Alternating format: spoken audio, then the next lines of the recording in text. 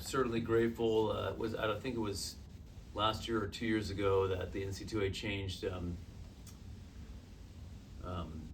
this round to have a day off in between, and we definitely need it after a tough 5-set battle, which we feel really good about.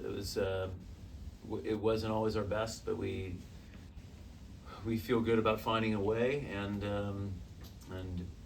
we are heavy into scouting a very good Kentucky team, and they have some things they do very well, and some things we're going to try to exploit. And we got about 26 hours until game time, so excited to be this deep in the tournament and to have the great fan support we've had, and it should be an incredible atmosphere.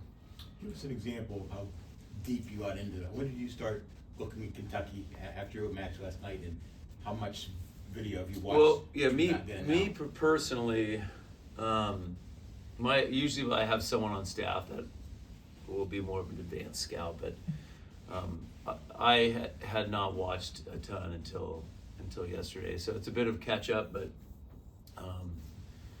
fortunately I have staff. Valeria. You spent your morning? All last night, all morning, yeah. Okay.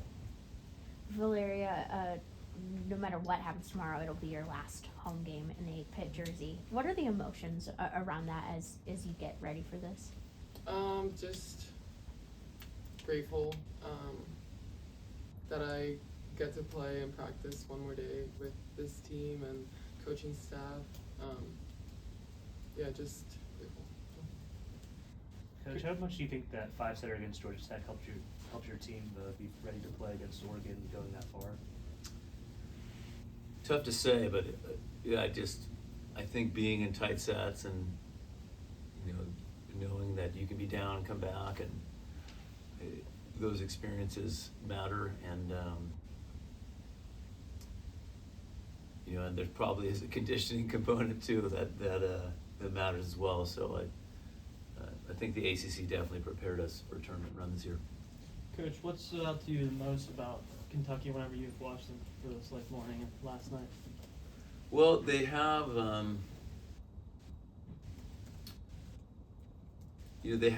just a different style, kind of like similar to Oklahoma. Like they just stylistically are not similar to many teams we've played, especially with what they do in the middle and overhead. So I think having today to hopefully get a little bit used to like their style will matter. That's where my brain goes, is just getting used to how they play. Did you get your girls who aren't starters to play that style of practice today?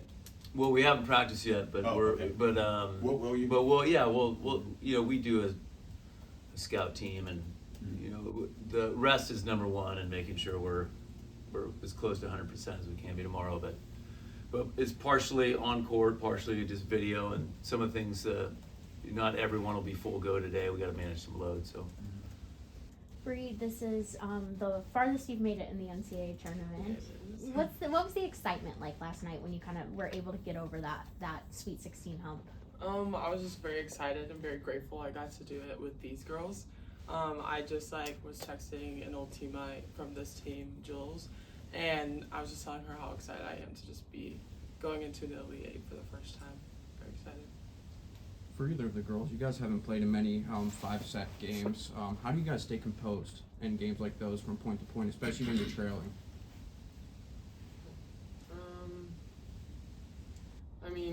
We practice it in practice gym, just the pressure of what a 5-setter is going to feel like, or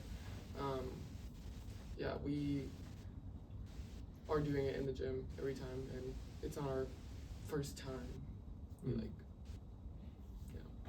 I think just communicating with each other positively keeps us in the game, just knowing that we're playing for each other. Like, when you know you're playing for another teammate, it helps you throughout the game just to continue going and playing as hard as you can. What are some of the things you girls say to each other when you get into those huddles right after a play? Either of you. It's quick talk. Yeah. Trying to like ensure confidence in each other. Like, hey, if I shanked a ball, like, hey, I got this pass, I'll get you tighter, or like, we gotta cover this ball, stuff like that. Really quick, but like, informative. No. I would just say in the front row, me, Olivia, and Tori talk a lot when it's that row, especially with V2 and Rachel, but like just in that row specifically, like we just have like our own little saying that I won't say it right now, but we have our own little saying that we say every time we get to the front row to ensure confidence in each other when we're going up to block someone or fast trend and stuff like that. It's a secret saying. It's a secret, you can't tell us? I don't know it. I think It's truly a secret. It's our thing. Valeria, you have this ability that when you get on the court, sometimes it feels like the game starts to go your guys' way. We saw it a little bit yesterday, but when I asked Rachel about it last night, she said you just have this reassuring presence. Is that something you've like aimed to do as a leader on this team? Yes. A part of it just the girls just believing in me and like having that, like allowing me to be that person for them. So yeah. Bree, how much do you rely on your more experienced teammates at this stage of the season? How they helped you get ready to play in some of the bigger matches of your career? I think I relied on them a lot, but I also rely on my experience as well and our coaching. I think we've all been playing volleyball for a pretty long time and at pretty high levels outside of doing college volleyball. So I just think that I know that my teammates are going to show up every time and play as hard as they can. So that's what I rely on. It's just pure grit. Dan, how has Bree looked at this stage of the season after last season? How did she look, and how impressed are you by her play so far in the NCAA tournament? Well, it just seems like every game she hits 500. So I mean it's not easy to do, and I don't think her and Rachel's connection was always great last night. She still found a way to score, and so I guess like I've said this in other interviews, but it was about a month and a half, 2 months ago when she really started like to look like she was fully back to 100% and being herself. And but probably the most impressive thing has just been the consistency. Valeria, we saw yesterday, like when you were on the sideline, you were on the sideline next to like Kelley, like directing the team. What made you do that, and like what were you saying to the team while you were there? I did it because I just was like locked in the game. Obviously, I wanted to win, and just like so the team could hear me, and just trying to like be loud for the team and trying to have them know that I like, hey, we got this next point. Like communicate with them, just how I would normally do if I was in the court. Coaching in your future? Nope. Why not? It's Too many hours. No, I don't know. I like what I did my master's on, so that's what I want to do. Exercise physiology, so just working with patients that have respiratory issues or cardiovascular issues. Dan, I know reflecting in the moment, it can be difficult, but what can you say about Valeria's impact, not only this season, but just on the program?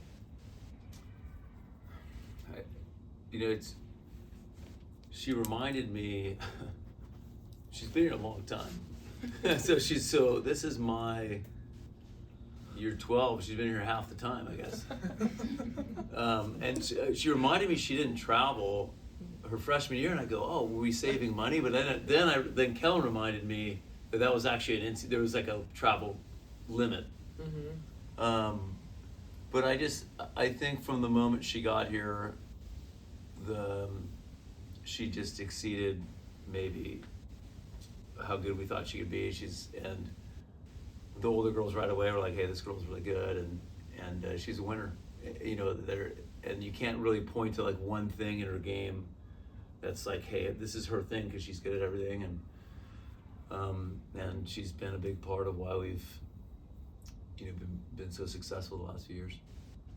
Yeah, and they obviously have Brooklyn Delay, the SEC Player of the Year. What makes her such a dominant player, and what are some of the ways you think she might challenge you more? Yeah, we were just talking about, hey, we played her early last year, but she's, that was one of her first games as a freshman. So she certainly is not the same player. She has range, she can hit the ball hard, she can throw in some off speed. But I think she had do you have 1,300 attempts this year? Yeah. I mean, so this is, Yeah. she's used to carrying a big load. So we don't expect her, even if we get her a couple times, we know they're going to keep setting her. And so, yeah, we're that'll be a major obstacle for us. Coach, do you find it important to spread the load out for each game? I mean, yesterday it's a little bit different, but sometimes we see Olivia and Tori having the same amount of swings on a given night, and then Bree's still up there too. Do you try to do that? It's part of it is match flow, and then some are, just that who's getting hot, or who's doing, and then the other part is sometimes the matchup where we're the coaches and Rachel, hey, we want to, set this player against this block. Bree, I'm curious, I'm continuing on my vein of asking about Valeria, but how has she really played a role? How have you seen her? I think she's trying to make you cry. That's not the intention. No. How key has she been to your guys' run this year? I think that just because she's been on this team so long, she knows this program very well. So just knowing that she has that background, it kind of keeps us in a comfort zone. Just knowing that, if something's going on in the court or off the court, we can go to her because she'll have the answers.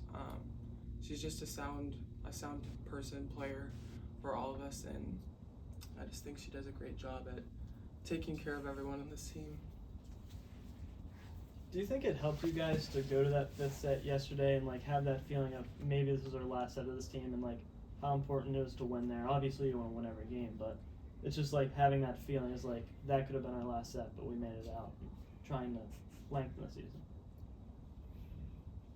Who's that for? Whoever wants to answer. I mean, everyone's gonna play really well. Everyone knows that's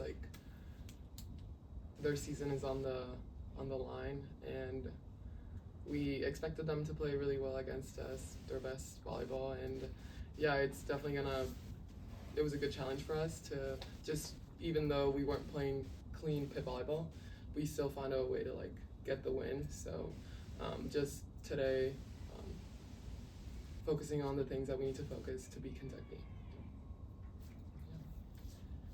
Shut up, I was You just gonna say. prefer 3-set victories though, right? A win is a win. Win is a win. A win is a win. Whatever it is, okay. Yeah. Valeria, what's the origin of your dice roll celebration after an ace? I want to say it came from Puerto Rico. We did that. I used to do that all the time, and playing with the national team, the older girls, they always have a celebration, so I thought I should incorporate it. Is there anything special about the dice roll specifically? No, it was something that just happened. Bree, you obviously have experience against Kentucky, playing in Florida. I mean, last season, how much does this match mean to you? I think it means a lot to me, just one, because they ended my season last year. But honestly, I'm just excited to play another day with these girls. I mean, it could be any team, and I'm going to be excited, but definitely going to be very locked in for this game. Any other questions? How much sleep you get last night, Dan? Oh my goodness. 7 hours. 7 hours? 6, Nice. 7. That's pretty good. It's more than Good. me. Gotta be fresh, right? I mean, I'm pretty good about getting at least 6. Yeah. Good. It's But you slept well. lots to do. Put it that way. Thank you.